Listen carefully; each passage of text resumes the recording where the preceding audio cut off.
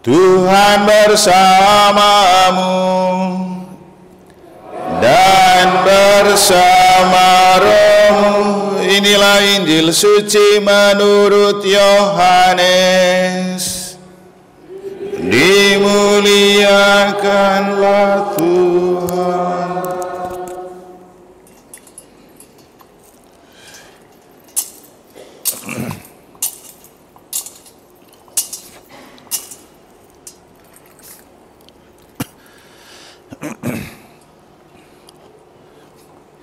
Pada suatu hari Yesus bersabda,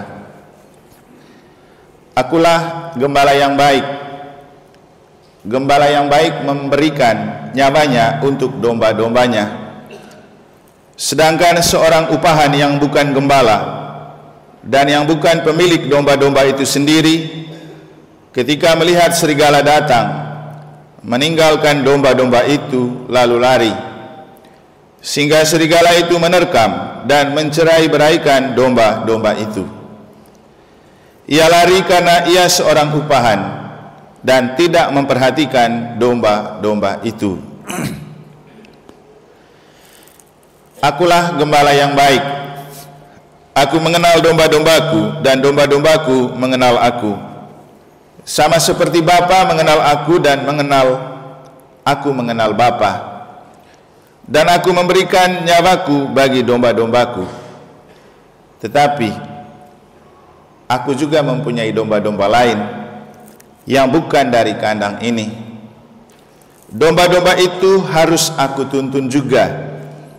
Mereka akan mendengarkan suaraku, dan mereka akan menjadi satu kawanan dengan satu gembala.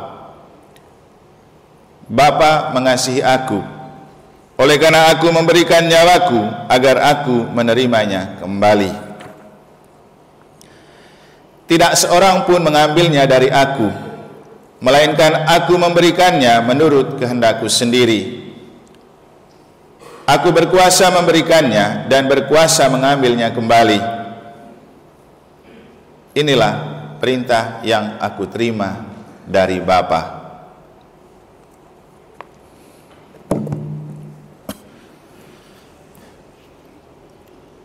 Demikianlah sabda Tuhan.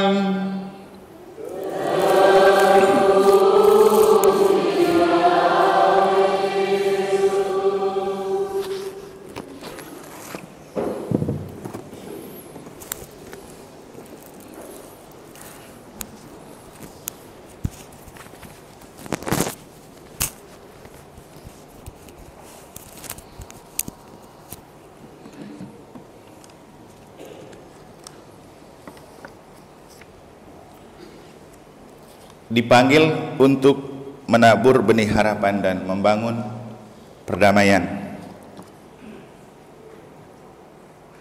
Bapak Uskup, ada Bapak Uskup di situ. Coba berdiri Bapak Uskup. Ini anak tunggal, tapi bukan tidak mungkin suatu saat juga dia bisa jadi uskup benaran. Rasanya bapak mamanya sudah mulai ketar-ketir itu, lihat dia. Para Romo, mana para Romo? Berdiri dulu para Romo. Bingung mereka. Ayo para Romo berdiri. Tadi ada yang menguap Romo-Romo ini. Ngantuk kayaknya nonton bola tadi malam. Para suster benaran dan suster kecil-kecilan. Oke.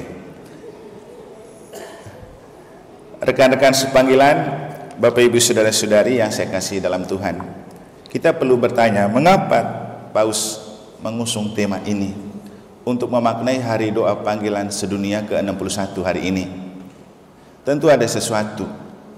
Apa sesuatunya? Kita dan dunia yang hopeless. Hopeless itu artinya kehilangan harapan. Juga kita dan dunia yang diselimuti oleh suasana ketidakdamaian. Ada perang, bahkan serangan Iran ke Israel itu disinyalir awal dari Perang Dunia Ketiga. Kita perlu bertanya, mengapa orang mencintai ketidakdamaian dan mengapa orang mudah hopeless, kehilangan harapan. Nah, ketika dunia kehilangan harapan dan ketika dunia diselimuti oleh peperangan atau situasi ketidakdamaian, siapa yang bisa mengobati itu? Nah, inilah dasar pemikiran dan refleksi dari Paus Fransiskus untuk mengajak semua kaum beriman Gereja Katolik sedunia memaknai hari panggilan sedunia ini untuk kita dipanggil menabur harapan, membangun perdamaian. Kalau saya merefleksikan tema ini, menurut saya begini: tidak mungkin kita bisa menabur harapan kalau kita tidak pernah menjadi pribadi yang punya harapan. Tidak bisa kita membangun perdamaian untuk dunia sekitar kita kalau tidak pertama kita berdamai dengan diri kita sendiri, dengan keluarga kita, dengan komunitas kita, dengan gereja kita. Maka pertanyaannya, benarkah gereja kita damai? Benarkah hati kita damai? Benarkah diri dan keluarga kita damai?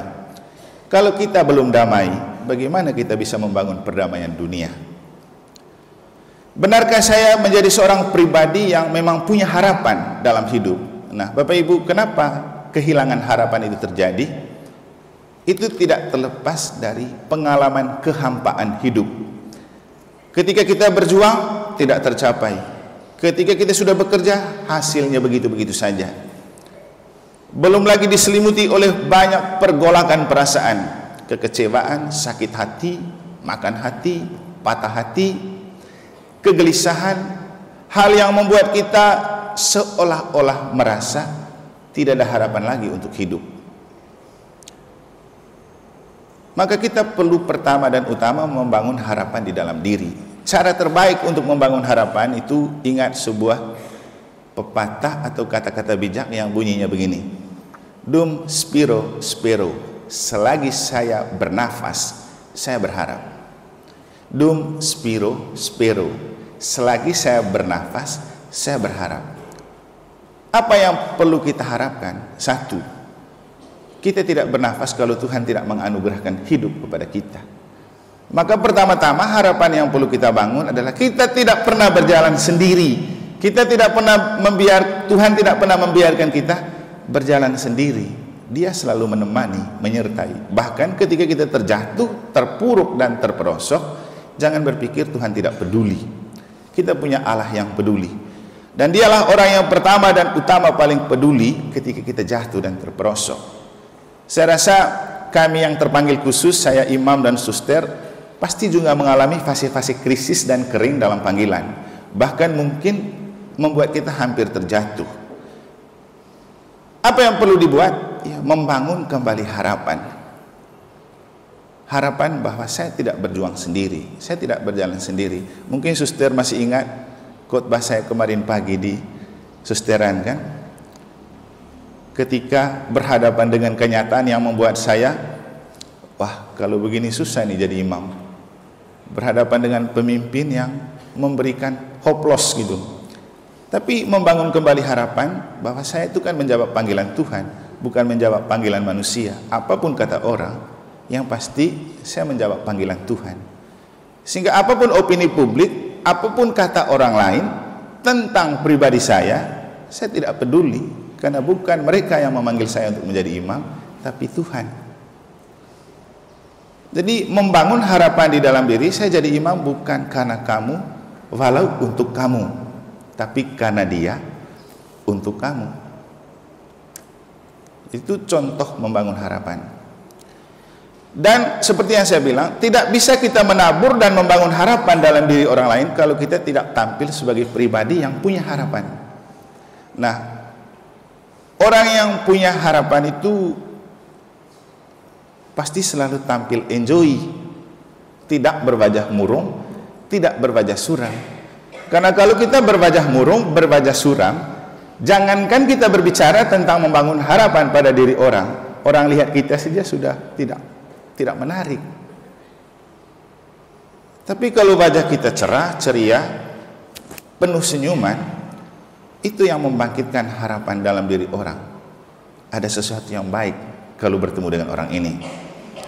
Selasa saya bersama Pak Wayan Pak Yosep, Pak John, Pak Yos Dale, dan beberapa teman dari Palasari pergi menghadap Bupati untuk audiensi dalam rangka kemas kami.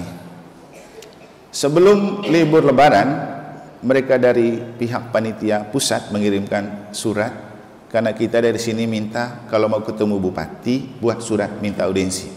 Lalu dikirimlah surat persis sehari sebelum Lebaran. Kemudian kan cuti seminggu lebih. Jadi kita ini tidak berpikir akan cepat direspon oleh Bupati, apalagi kalau habis Lebaran kan pasti banyak kegiatan.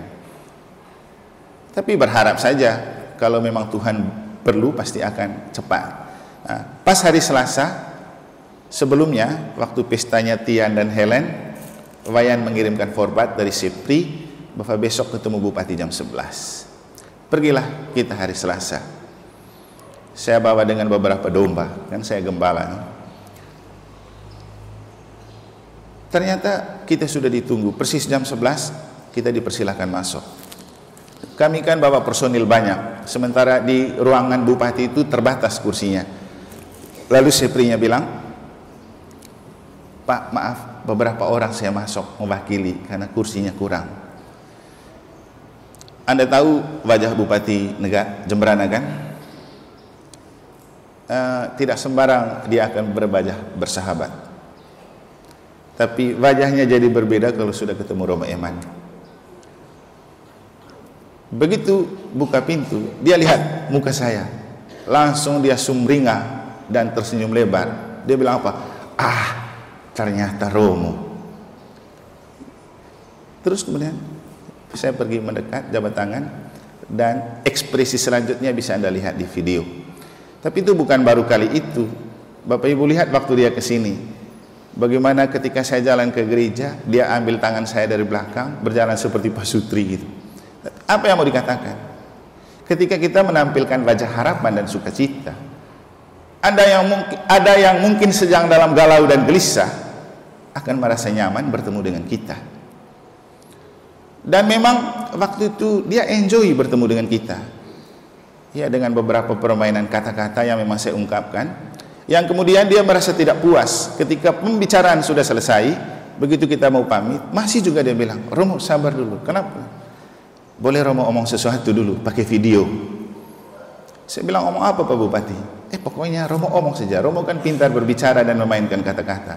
Sudah, saya harus mengajak mereka berdiri berbicara ulang. Berbicara saja.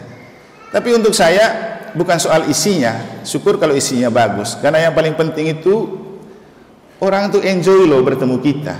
Jadi membangunkan harapan orang untuk hidup. Dan tentu ketika kita sudah menampilkan wajah harapan, otomatis di baliknya ada perdamaian. Maka ketika kita sudah menjadi pribadi yang penuh harapan dan membawa harapan untuk orang, maka perdamaian pasti akan muncul dan timbul. Bapak Ibu, perdamaian tidak muncul dari hati yang benci. Perdamaian tidak muncul dari hati yang galau. Perdamaian tidak muncul dari hati yang cemas dan gelisah. Hanya hati yang ada kasih, hati yang penuh sukacita yang bisa membangun perdamaian.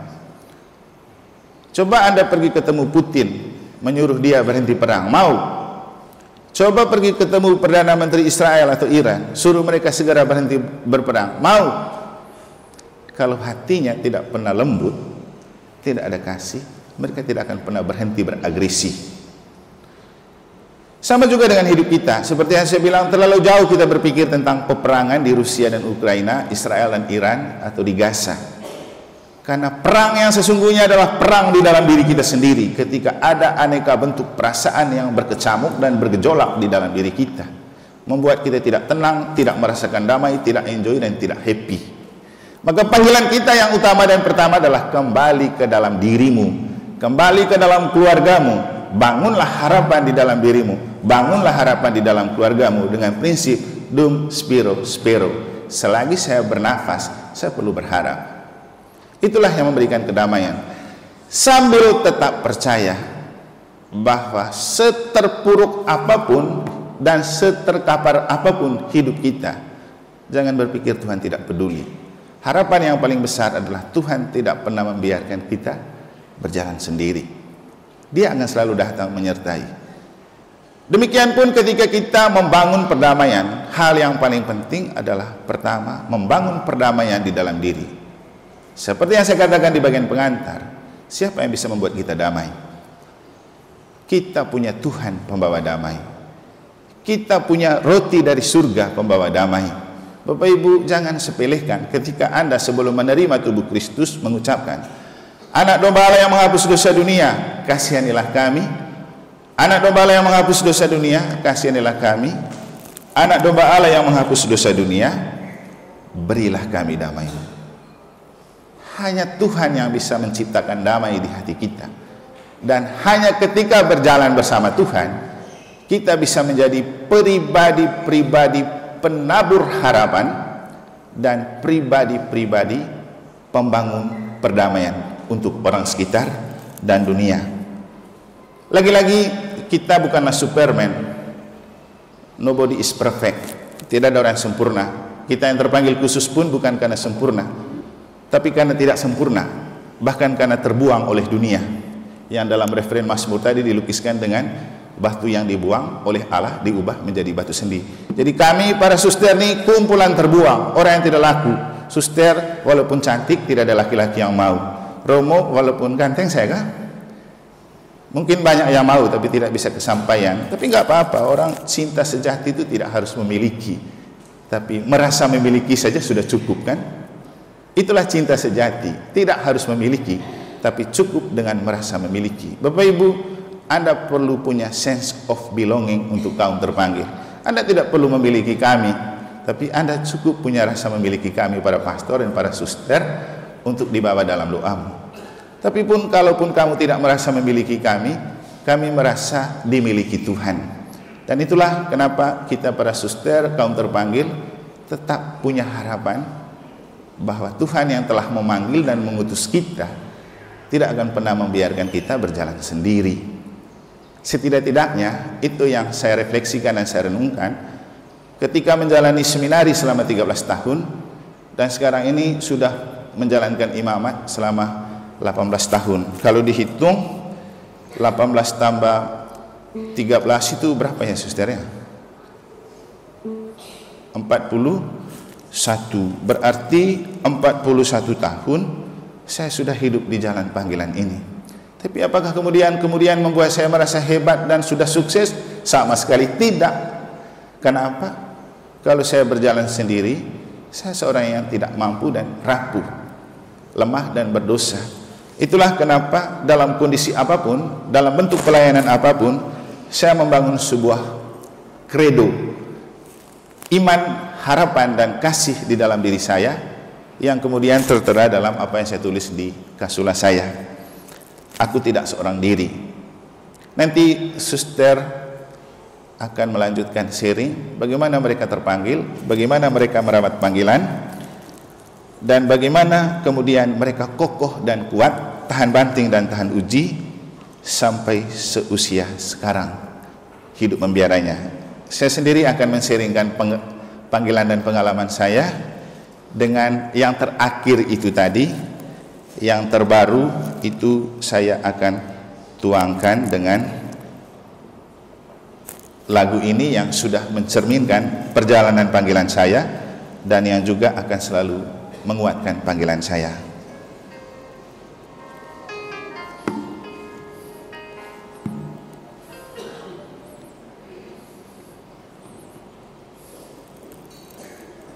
Nanti setelah ini dilanjutkan sama suster ya.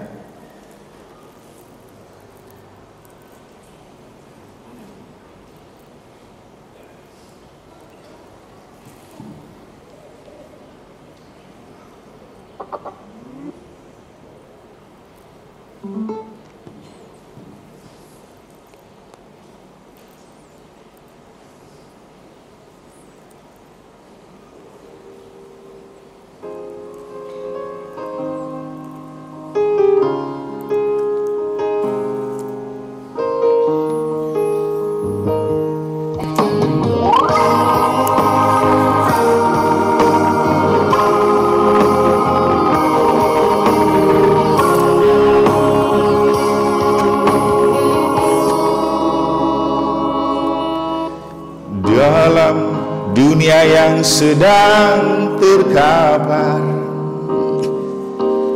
yang buat kita tercerai berai. Kadang ada rasa takut kehilangan, kuatkanlah iman pada Sang Pencipta. Saat hati diselimuti gelisah, datanglah berpasrah di hari baannya. Cintanya takkan pernah sirna buat kita, Dia akan selalu memberikan rasa lega. Aku tidak seorang diri, aku tidak berjalan sendiri, karena Bapa ada di hatiku. Dia akan selalu menyertai. Aku tidak seorang diri, aku tidak berjalan sendiri, karena Bapa ada di hatiku. Dia akan selalu menyertaiku.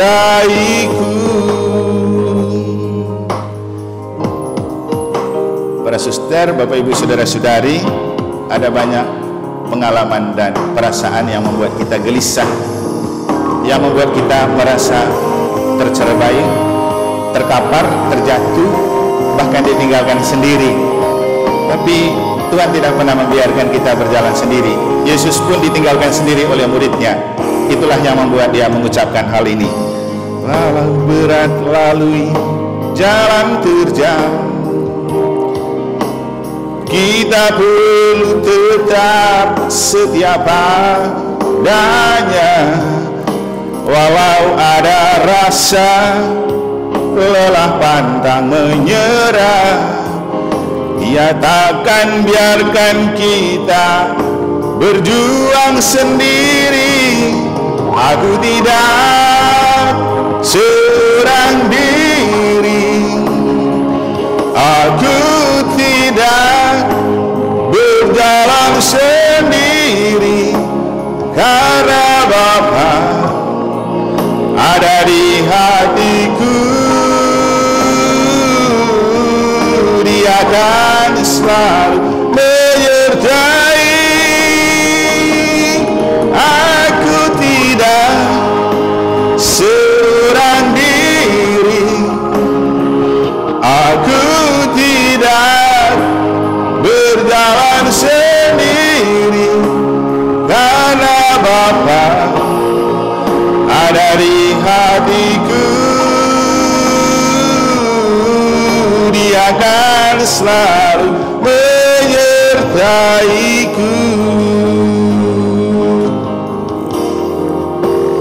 Aku tidak seorang diri, aku tidak berjalan sendiri, karena Bapa ada di hatiku. Dia akan selalu menyertai. Aku tidak berjalan sendiri, aku tidak berjuang sendiri, karena Bapa ada di hatiku. Dia akan selalu menyertaiku. Dia akan selalu menyertaiku. Bapa selalu ada di hendak biarkan ku berjalan sendiri. Bapa selalu menyertaiku, juga menyertai Bapak Ibu, para suster dalam hidup, usaha, karya, dan perjuangan sesuai dengan profesi, tugas, panggilan, pelayanan kita masing-masing. Juga ada Bunda Maria yang selalu menyertai. Itulah kenapa hari ini di hari Minggu Panggilan saya memakai kasula yang bermotokan panggilan saya, dan ada Bunda Maria. Silakan suster melanjutkan sharing panggilannya. Semoga Tuhan memberkati.